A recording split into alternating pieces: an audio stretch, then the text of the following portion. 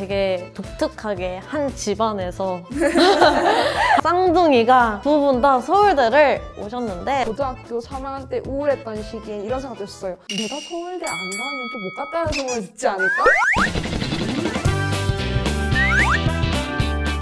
그럼 이제 과목별로 저희가 공부법을 한번 이제 자세히 봤는데요. 이제 구독자분들한테 알려드릴 수 있는 자기만의 공부법이 있나요? 전 일단 정리하자면 일단 첫 번째는 필기를 많이 활용하라는 거였어요. 일단 필기는 전 여러 가지 필기가 있었는데 첫 번째 필기는 수업 시간 선생님 판서를 보면서 이해하면서 적었던 거. 두 번째는 개념 이해가 조금 더 특별히 요구되는 거는 아까 말했던 물리 교과서라던가 수학 책들을 보면서 제가 저만의 언어로 풀었었던 그렇게 크게 두 가지가 있었는데 그 두 가지를 일단 열심히 썼고 그거를 여러 번 보면서 개념을 숙지했던 게 중요했던 것 같아요. 두 번째는 많은 문제를 풀고 오답노트를 정말 생활화해라. 아, 수학과 공부만 해가지고 네, 진짜 오답이 정말 중요해요. 전 노트 필기를 할 경우에는 이해 안 되거나 특별히 헷갈리거나 저한테 특별히 어려운 내용이 있으면 그거를 교과서와는 달리 더 강조되고 더 이해가 쉽게 저만 언어로 바꿨을 수 있잖아요. 그런 과정을 거치면서 부족한 개념을 보충해 나가고 더 잘하는 개념을 더 완벽하게 쌓아나가는 과정을 했던 것 같아요. 그리고 개념이 완벽하게 이해가 되지 않았더라도 바로 문제를 풀기도 했던 게 암기가 필요한 과목의 경우에는 문제를 풀면서 외울 수 있다는 장점이 있고 그리고 문제를 풀어야 내가 부족한 게 뭔지를 알 수 있기 때문에 50%라도 이해됐더라도 문제로 넘어가가지고 내가 부족한 게 뭔지 알아가는 과정도 중요했던 것 같아요.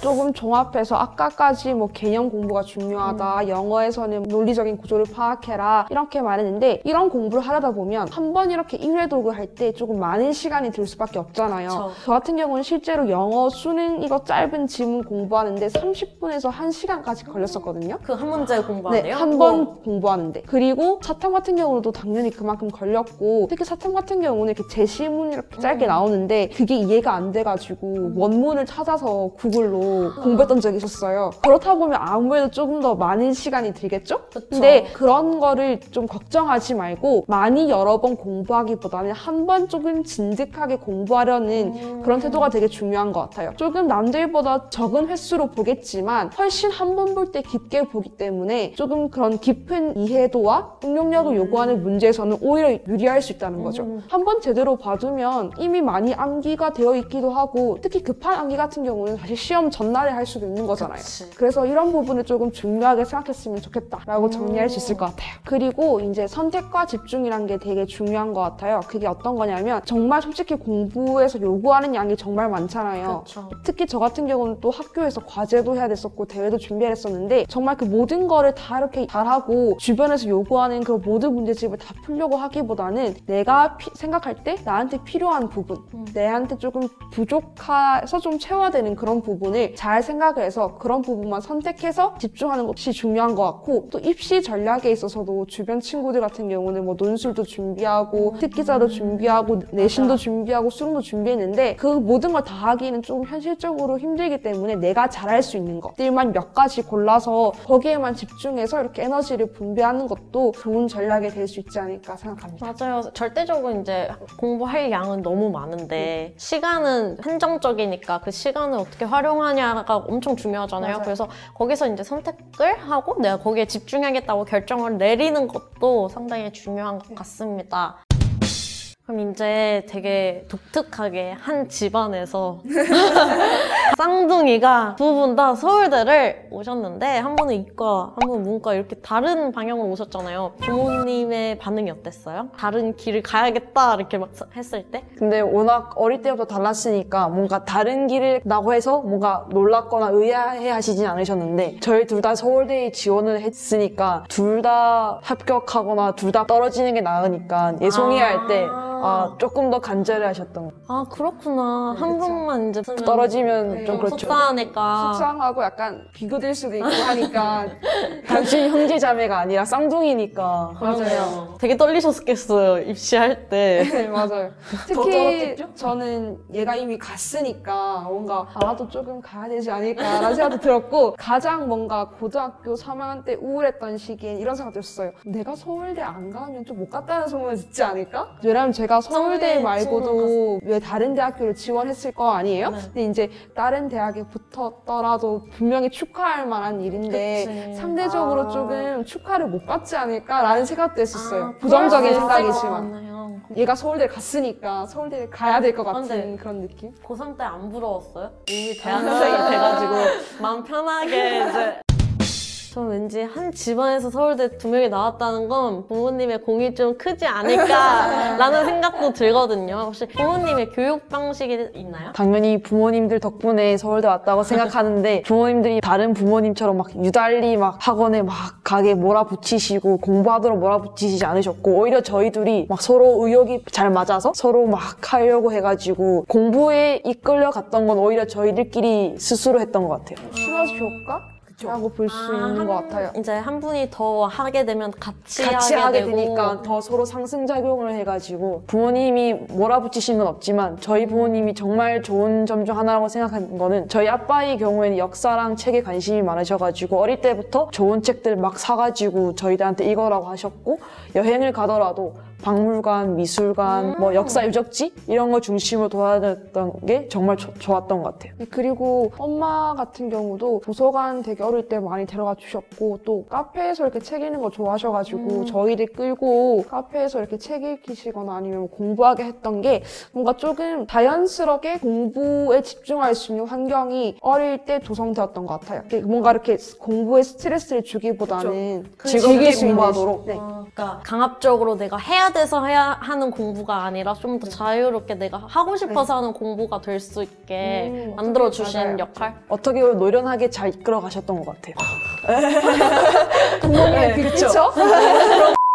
아쉬운 게 있다면 아쉬운 점도 있어요? 네, 왜냐면 저는 약간 서운했던 게 부모님이 이렇게 오히려 공부라던가 학업에 직접적인 스트레스를 안 주시는 만큼 조금 저는 무신경했다고 생각하고 있었거든요. 맞아, 맞아. 실제로 하나의 예시로 이 친구는 이제 원서를 접수하는 그런 시점이었고 저는 이제 2학년 2학기 기말고사를 2주 앞둔 시점이었는데 항상 그때가 추석 연휴랑 겹치는 거 아시죠? 그쵸. 근데 부모님이 그때 이때다 싶어서 가족 다 같이 여행을 계획하신 거예요. 이제 한 명은 가고 하면 이제 실질상 원서 준비 다 예, 끝났으니까. 끝났고. 근데 저 같은 경우는 무슨 일이 나갔는데 여행을 가라고 싶었는데 정말 울면서 안 가겠다고 했는데 결국 끌려갔거든요. 근데 결론적으로 가서 좋았어요? 아니면 저는 사실 그때 제 성적이 안 좋았기 때문에 그때 안 갔어야 네, 됐구나. 안 갔어야 됐는데 뭐 결과적으로는 잘 됐으니까 그치, 할 말이 결과적으로는 잘 없지만 그때 당시에는 정말 부모님하고 잘못하셨어. 조금 가장 심하게 싸웠던 것 같아요. 잘못하셨어. 아직까지 조금 서운해하고 있습니다. 그거는 너무했어. 엄마 아빠가 너무했어.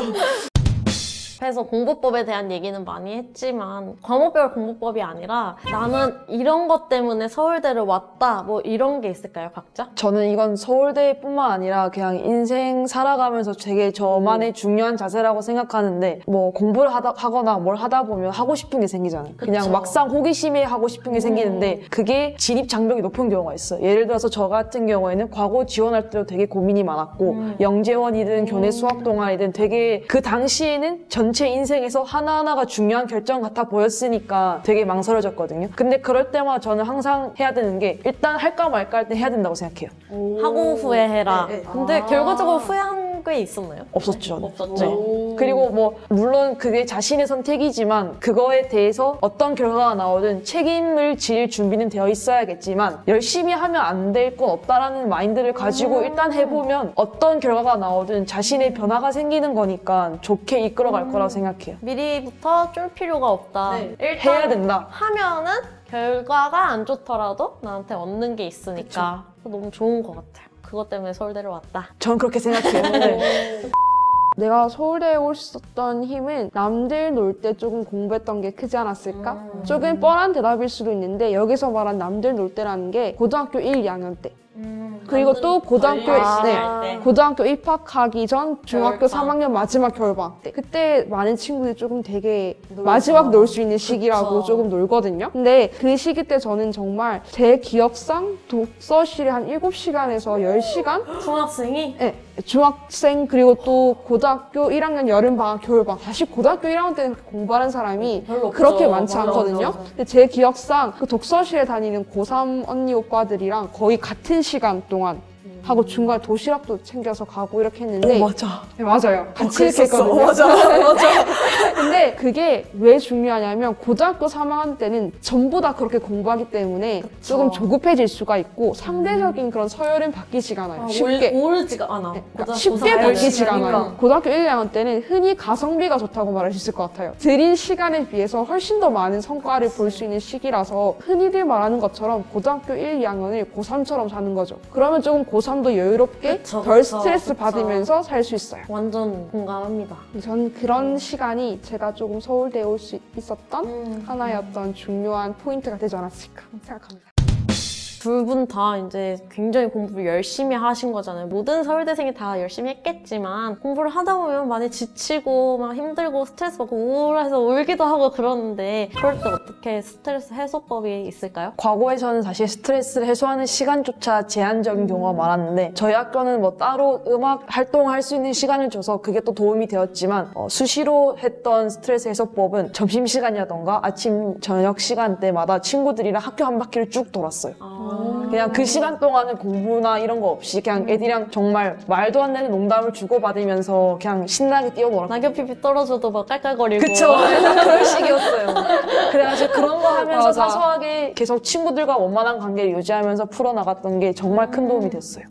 사실 제가 조금 1학년 초반에는 조금 유리 멘탈이었어가지고 조금 예민하다 이런 걸로 조금 유명했거든요. 진짜. 네, 조금 예민하게 굴어가지고. 근데 시험 기간에 진짜 건들면 안 된다. 맞아, 건들면 안 된다. 쟤 너무 좀 예민하다. 이렇게 유명했는데, 그랬던 이유가 조금 주변 친구들과 저를 스스로 조금 많이 비교를 했어요. 뭐 공부량이라던가, 사실 그건 보여지는 게 전부가 아닌데. 채찍질 멈춰있구나. 네, 맞아요. 스스로. 그래서 이제 그것 때문에 스트레스를 많이 받았는데, 나중에 이제 고등학교 3학년이 되면서 터득한 방법은 남들과 조금 비교가 될 수밖에 없어요. 뭐 푸는 문제집이라던가 양이라던가 속도, 진도 이런 측면에서 그것보다는 내가 이때까지 쌓아온 노력이랑 성과들을 믿으면서 남들과 내가 지금 분명히 다른 속도로 다른 방향으로 걷고 있지만 내가 이때까지 내 나름의 길을 걸으면서 쌓아온 것들도 많고 또 내가 조금 성적을 잘 받아왔던 이렇게 반복된 성취가 있으니까 그것들을 믿으면서 꿋하게 조금 저를 믿으려는 그런 연습을 많이 했던 것 같아요. 사실 이게 말이 쉽지 정말 어려운 부분이라서 많은 연습이 필요한 것 같기도 해요.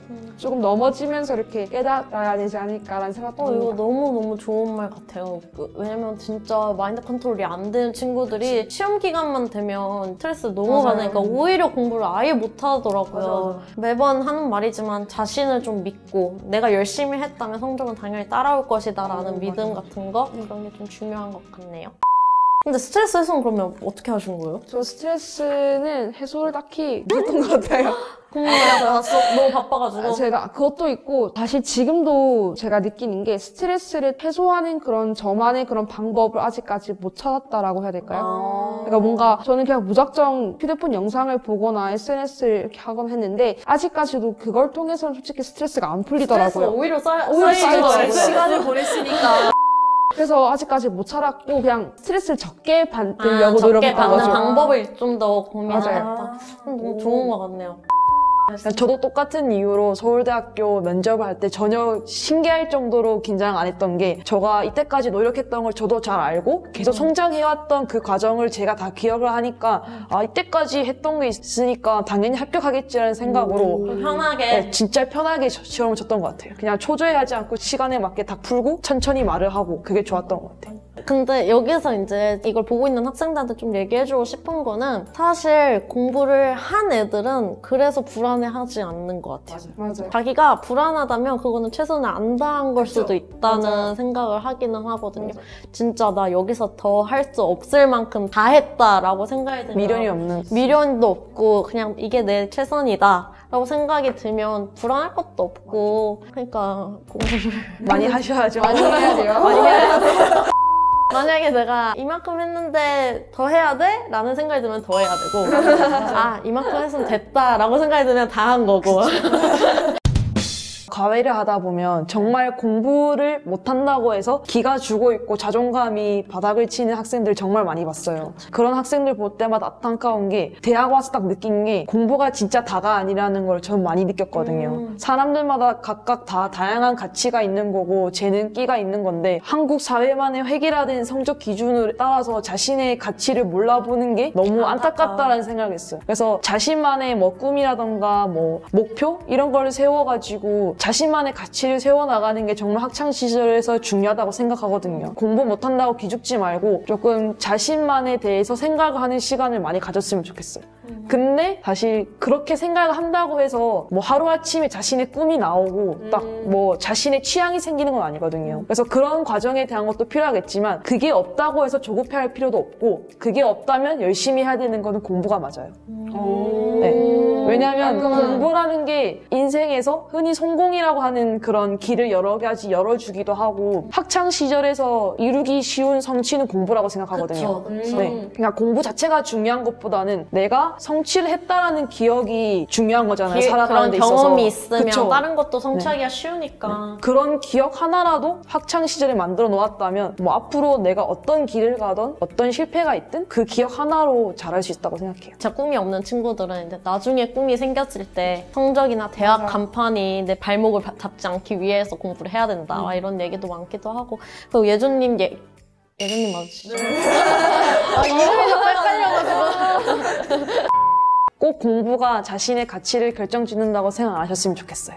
꼭 모든 학생들이 공부를 해야 한다고 생각하지도 않고 또 공부를 하기로 마음을 먹은 학생이라 하더라도 모든 시간을 공부에 쏟아야 된다고 생각을 하지 않아요. 근데 그렇다고 해서 요즘 이게 코로나 때문에 많은 친구들이 집에만 있다 보니까 공부하기 싫다고 뭐 폰이나 유튜브만 보는 경우가 많더라고요. 그런 마음을 이해 못하는 건 아니지만 그렇게 하고 싶은 게 없다고 해서 공부도 안 하고 아무것도 안 하고 유튜브나 보고 이런 거는 가장 조금 발전적이지 못한 것 같아요. 그 중요한 시기에 공부가 하기 싫으면 책이라도 읽고 운동이라도 하고 아니면 부모님 집안일이라도 도와드리는 그런 식으로 할 수 있는 게 정말 많기 때문에 조금 이렇게 몸을 움직여보고 뭐라도 이렇게 해보려는 노력이 필요한 시기라고 생각을 합니다. 그리고 뭐 공부가 하기 싫으면 다른 것 정말 잘할 수 있는 거 많을 수 있잖아요. 그런 걸 조금 적극적으로 찾으려는 노력도 필요한 것 같아요. 공부가 너무 안 될 것 같으면. 좀 찾으려는 노력을 하는 사람이 은근 없더라고요.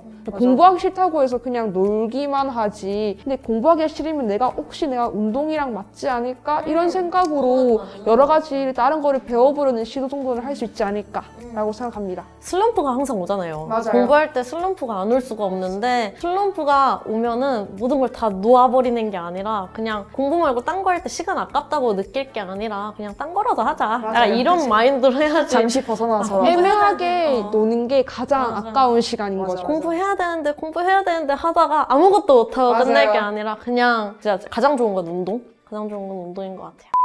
코로나 때문에 조금 많이 다들 힘든 시간을 보내고 있을 것 같은데 공부가 아니더라도 조금 자기 자신에게 도움이 되는 그런 발전적인 일들 하나씩이라도 해봤으면 좋겠습니다. 오늘 영상도 유익하셨다면 구독과 좋아요? 알림 설정까지 부탁드려요. 안녕. 안녕.